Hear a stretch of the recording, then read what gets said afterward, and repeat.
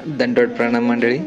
आज आपण आलो आहोत निफाड येथील सर्वज्ञ श्री चक्रस्वामी चरणांकी स्थान मंदिर, जे श्री दत्त मंदिर ह्या नावाने ओळखले जाते. सर्वज्ञ श्री चक्रस्वामी आपल्या भक्तांसोबत महाराष्ट्र परिभ्रमण करीत असताना नाशिक आडगाव सुकेने मार्गे निफाड येथे आले. निफाड येथे स्वामींची एकूण 7 स्थाने असून 3 मंदिरे आहे आणि 3ही मंदिरे गावाच्या पश्चिमेस आहे. मुख्य मंदिरात 5 स्थाने असून कोकणाई मंदिर व रामनाथाचे मंदिर येथे स्वामींचे प्रत्येकी एक स्थान आहे. निफाड हे नाशिक संभाजीनगर हायवेवर असून नाशिकपासून 42 किलोमीटर अंतरावर आहे आणि सुकेनेवरून 15 किलोमीटर अंतरावर आहे. चला तर मंडळी, करूया स्वामींचे निफाड येथील स्थान दर्शन आणि बघूया स्वामींची येथील काय लीळा आहे. स्किल मास्टर रामेश्वर ह्या यूट्यूब चॅनलवर मी रामेश्वर सानप तुम्हा सर्वांचे मनापासून स्वागत करीत आहे. तत्पूर्वी चॅनलवर नवीन असाल तर कृपया चॅनलला सबस्क्राईब करा आणि व्हिडिओ आवडल्यास लाईक करा. दंडवत प्रणाम.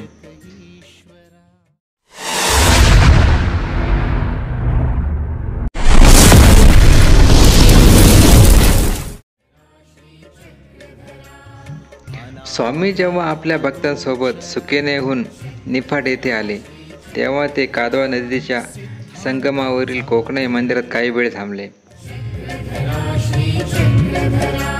भवमुक्तीचे वर्मतू प्रकाशाची आभातू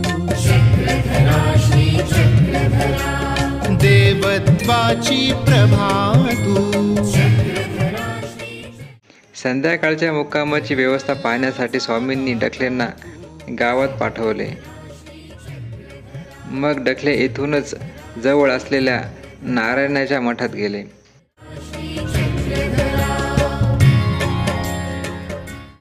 येथील मठात डखलेंना पयवृत्ती मार्गाचे आत्माराम नावाचे महात्मे दिसले. पयवृत्ती मार्ग म्हणजे फक्त दूध आणि दुधाचे पदार्थ सेवन करून जीवन जगणे. त्यांनी डखलेंना पाहिले आणि रागातच विचारले, आपण कोण? त्यावर डखले म्हणाले, आम्ही सर्वज्ञ श्री चक्र स्वामींचे शिष्य आणि आम्ही येथे रात्रीच्या मुक्कामाची व्यवस्था बघण्यासाठी आलो आहोत. स्वामींचे नाव घेताच आत्माराम अधिकच मोठमोठ्याने बोलू लागले आणि सर्वज्ञ अशा पापी चांडाळ लोकांच्या गावाला कशासाठी आले? मी पयवृत्ती महात्मा असून 3 दिवसापासून उपाशी आहे. मला येथे कोणीच दूध आणि दुधाचा कोणताही पदार्थ भोजनासाठी दिला नाही. सर्वज्ञ अशा दुर्भाग्यांच्या गावाला कशाला येत आहे? बहुधा आत्माराम महात्मे हे स्वामींना पूर्वीपासून ओळखत असावे, कारण आत्माराम हे वामदेवांचे प्रथम शिष्य असून ते बाईसांचे पूर्वाश्रमीचे गुरुबंधू होते आणि ते बाईसांमार्फत स्वामींना जाणत असावे. मग डखले स्वामींकडे आले आणि झालेला सर्व वृत्तांत स्वामींना सांगितला. त्यावर स्वामी मिश्किलपणे डखल्यांना म्हणाले, हे काय डखले, आत्माराम नेहमी सुखात रममान असतो. त्याला कसली भूक आणि कसली तहान, आणि हे तर भुकेने ओरडत आहे. हा किती विरोधाभास आहे. त्यानंतर सर्वज्ञ भक्तांसोबत येथे नारायणाच्या मठात आले. येथे स्वामींचे आसन झाले. सर्वज्ञांना पाहून आत्माराम अधिकच मोठमोठ्याने ओरडू लागले. त्यावर स्वामी डखलेंना म्हणाले, बाईसांकडून पैसे घ्या, गावात जा, दूध आणा आणि ते दूध आत्मारामांना द्या. त्यावर डखले स्वामींना म्हणाले, जीजी, आपण का दूध द्यायचे आत्मारामांना? त्यावर स्वामी म्हणाले, त्यांना दूध नाही दिले तर ते रात्रभर ओरडतील आणि आत्माराम हे बाईसांचे गुरुबंधू असल्यामुळे बाईसांना सुद्धा वाईट वाटेल. स्वामींनी येथे भक्तांसमवेत एकूण 3 दिवस वास्तव्य केले. अनामय वेल्हाळा अबलांचा कनवाळा. स्वामींचे निफाडला एकूण 5 दिवस वास्तव्य होते आणि स्वामी कधी रामनाथाच्या मंदिराकडे फिरण्यासाठी जात, त्यामुळे स्वामींचे येथेही आसन होत असत.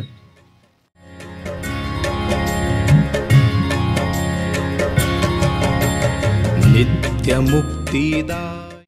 तर कधी कोकणाई मंदिराकडे फिरण्यासाठी जात असत, त्यामुळे स्वामींचे येथेही आसन होत असत.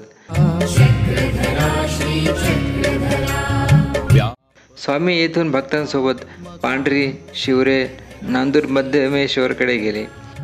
निफाडचे हे मंदिर दत्त मंदिर म्हणून प्रसिद्ध असून महंत श्री चिरडे बाबा हे या मंदिराचे व्यवस्थापन बघतात.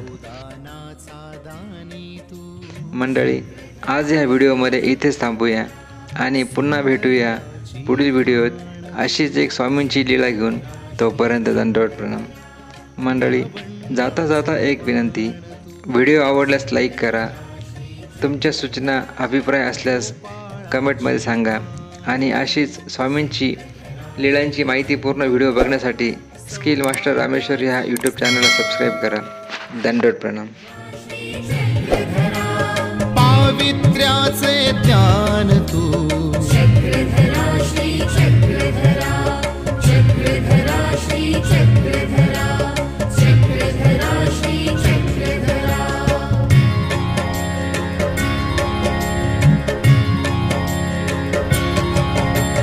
भक्ताचे माहेर तू